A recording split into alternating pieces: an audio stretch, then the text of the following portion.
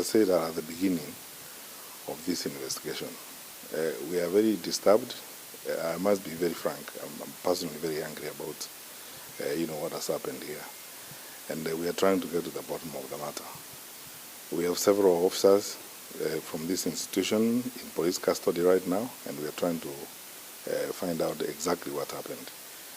We've gone to the place where the escape allegedly happened, and we have formed certain opinions. We don't want to discuss that because we do not want to interfere with the work that the DCI is doing.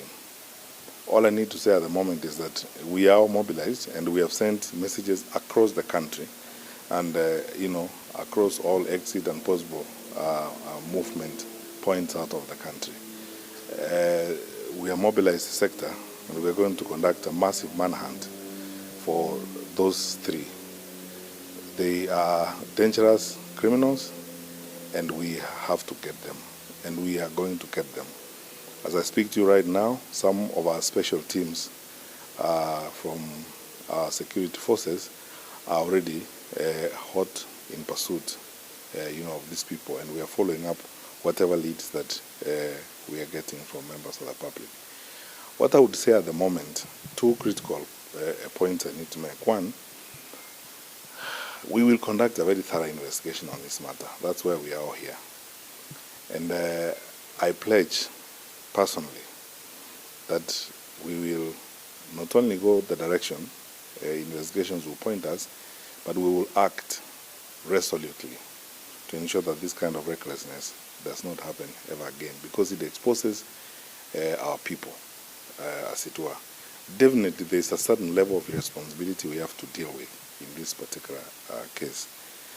That said, I want to ask members of the public, because most of the disruptions that we have successfully done, I have to be very honest, have been as a result of very cooperative behavior and conduct by members of the public.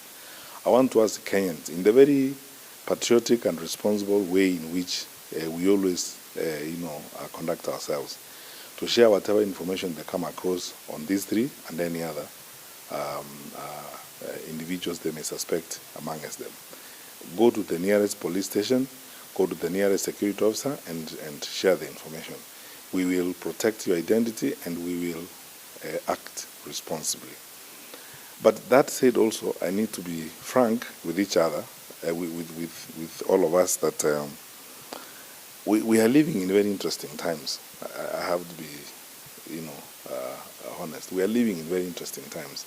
All around us, we are surrounded by very challenging environments, across, what's going on in Somalia, what's happening in the northern part of our country, and so on and so forth. And this has placed all of us in an unusual state of alertness. We even hardly sleep because we are, speaking to each other, contacting each other. This is a very tough time for the security of our country. And we cannot pretend that, we may not have a challenge and so on. I want to ask all Kenyans, wherever they are, to be conscious, to be security conscious in their behavior and in their conduct. The crowding that I have seen sometimes in social places, the irresponsible manner in which I've seen some of us are moving, particularly into entertainment joints and so on, without even caring, who's next door and so on, is something we have to be very careful about. We are living in difficult times. And usually, especially at this time, now we are approaching the festive season, between 15th of November and end of January, is a time of active socio-economic interaction across the country. People moving up and down, preparing for holidays, going out, engaging in social activities and so on. It's a time we all need to be on the lookout. And every one of us needs to be vigilant and be sure that you know who is next to you and who's operating around you. We must increase our security consciousness, especially because of the environment in which we find ourselves.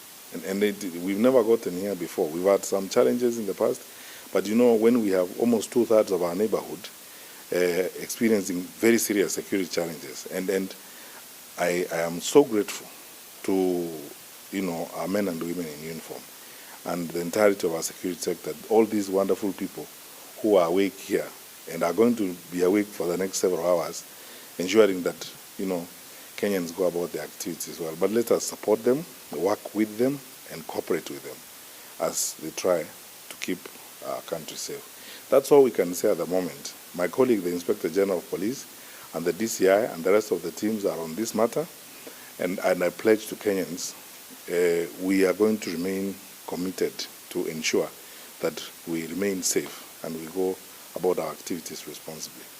It's unfortunate that this has happened, but it's a mistake that we will correct, and it's a matter that we will deal with. If they send responsibility on any part of any officer, we will act firmly and decisively. As I said, we have several of them in police custody. We'll get to the bottom of this. Mr. Kinoti is on it, and IG Mutiambai, and we'll come back to the public when, as the progression, emerges in these investigations.